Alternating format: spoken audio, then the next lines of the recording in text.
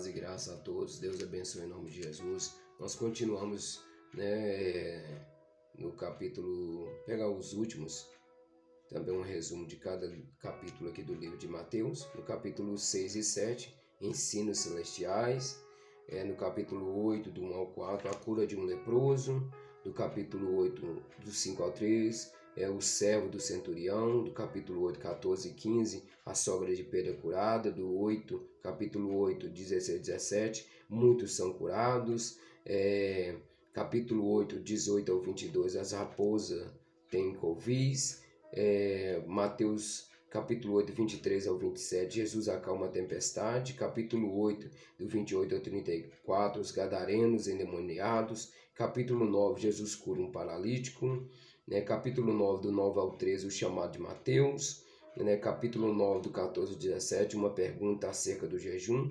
Capítulo 9, do 18 ao 26, a filha de Jairo curada. Mateus capítulo 9, 27 ao 31, os dois cegos. Mateus capítulo 9, do 32 ao 34, a cura de um endemoniado mudo. Do capítulo 9 ao 30, do 35 ao 38, são as viagens que Jesus realiza por ali. E no capítulo 10, Jesus envia os 12. No capítulo 11, do 1 ao 19, mensageiros de João Batista. E capítulo 11, do 20 ao 24, os milagres realizados por Jesus. Do capítulo 11 ao 25, o convite venham a mim. Mateus capítulo 12, do 1 ao 8, comendo no sábado. Mateus capítulo 12, do 9 ao 14, cura no sábado. Mateus capítulo 12, do 15 ao 21, muitos milagres. Mateus capítulo 12, 22 ao 23, curando o endemoniado cego e mudo. Capítulo 12, 24 ao 37, o pecado imperdoável. Do capítulo 12, 38 a 45, o sinal de Jonas. E do capítulo 12, do 46 ao 50, a mãe e os irmãos de Jesus. No capítulo 13, nós vamos ver a parábola do semeador. Nós vamos ver a parábola do joio e da rede, as parábolas do grão de mostarda e do fermento, as parábolas do tesouro escondido e da pérola de grande valor. Nós vamos ver a visita a Nazaré. João Batista é decapitado, a morte de João Batista. Jesus alimenta 5.000. Jesus anda sobre as águas, já no capítulo 14. No capítulo 14 também nós vemos a multidão em Genesare, o puro e impuro. No capítulo 15 em diante, a mulher cananeia. No capítulo 15, já quase no final, Jesus alimenta 4.000. No capítulo 16, Jesus vai falar sobre o fermento dos fariseus, a confissão de Pedro, que é algo que marca o capítulo 16, quando Pedro então faz a sua declaração mediante o Espírito Santo, sobre Cristo, que ele é verdadeiramente o Filho de Deus. No capítulo 16, Jesus prediz a sua paixão. No capítulo 17, Jesus é transfigurado. No capítulo 17, o menino endemoniado, quando Jesus liberta aquele menino. A paixão predita novamente. No capítulo 17, o dinheiro do imposto. No capítulo 18, vem falando sobre quem é o maior, quando os discípulos questionam ao Jesus.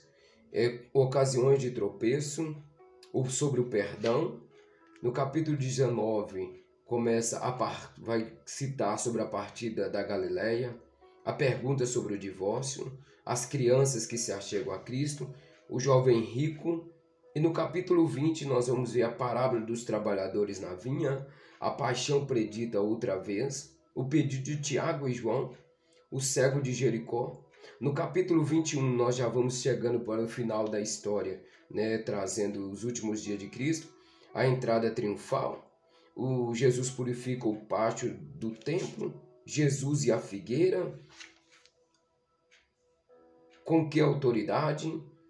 A parábola dos dois filhos, a parábola dos lavradores na vinha, a parábola do banquete de casamento, a partir do capítulo 22, o pagamento de imposto a César, no capítulo 22, sobre a ressurreição, capítulo 22, o grande mandamento, também no capítulo 22 e no final, né, sobre a respeito do filho de Davi.